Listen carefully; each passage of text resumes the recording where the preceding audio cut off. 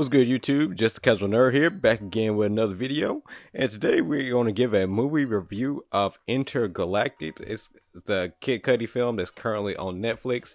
I know there's also the Intergalactic album as well, but what I'll be talking about is just the Netflix, doing a review of the Netflix film. So this is not a it's not a music review channel.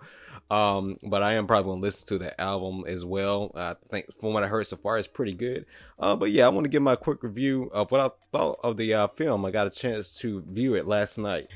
And if you saw the thumbnail, you can see I compared this movie to basically a mix between the Into the Spider-Verse film, which is, the Miles Morales Spider-Man, which is actually getting a sequel that's coming out in theaters.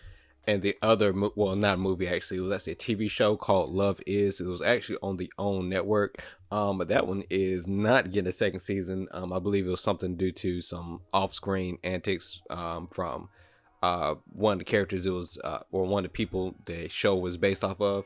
But it was still, season one is still very good. I really enjoyed that one. I enjoyed the movie Into the Spider-Verse as well, and I think Intergalactic is actually a good mix between these two. It takes that unique animation style, but it also has a good love story between these two black characters named Jabari and Meadow. And of course, Jabari, the main character, is Kid Cudi. If you're familiar, I'm sure most of my viewers are probably familiar with Kid Cudi, the musician.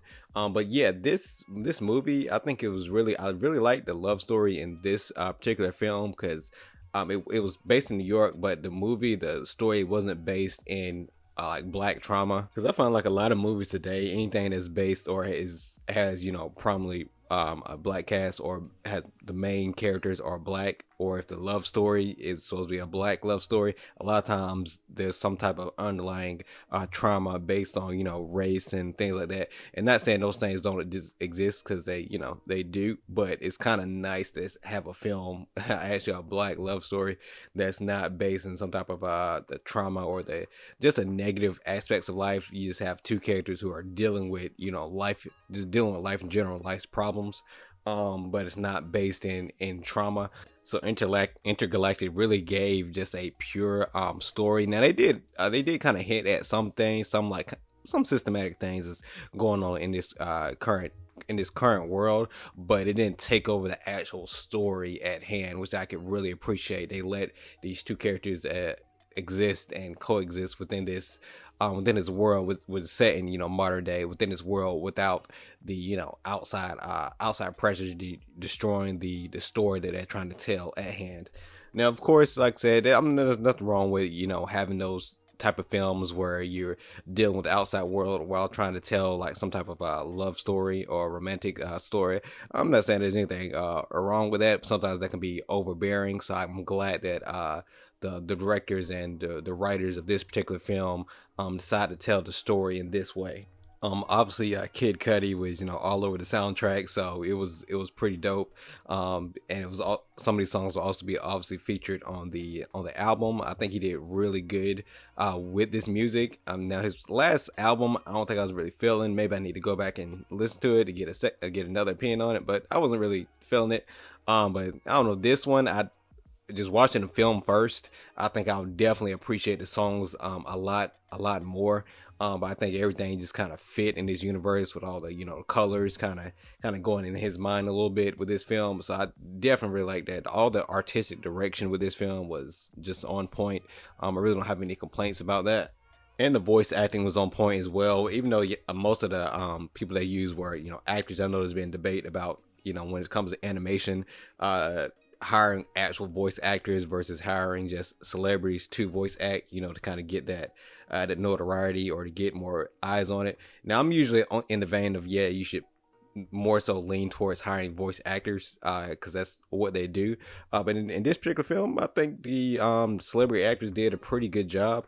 Of course, you had Kid Cudi, Ty Dolla $ign, I think was his name, Timothy Chalamet, and you also had Jessica Williams, as well as Laura, I think is Harrier. But they did a pretty solid job with this one.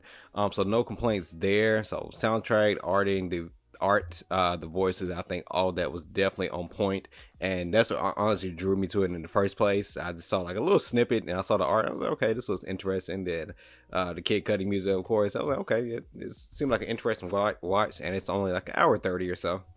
And then going back to the actual story, I like that they kind of took the perspectives of it was, even though it was based on Jabari's character or Kid Cody's character, it was mainly from his perspective. They did kind of did a good job of balancing, like from the men's perspective, the different issues, that comes with modern dating and modern relationships, as well as they give women's perspective as well. And it wasn't, when I was watching it, I didn't feel like it was trying to give me a message. It wasn't necessarily biased towards a certain way. It was just telling a story between these two characters. And I think there's been a problem with a lot of modern media and films. They're trying to kind of tell you how to think, rather than letting you letting a story that they're trying to tell unfold, so which I could really appreciate. Now, if you're listening to this and you got like kids or anything, I know it is an animated film on Netflix, but I will let you know it is a mature, it's TV mature.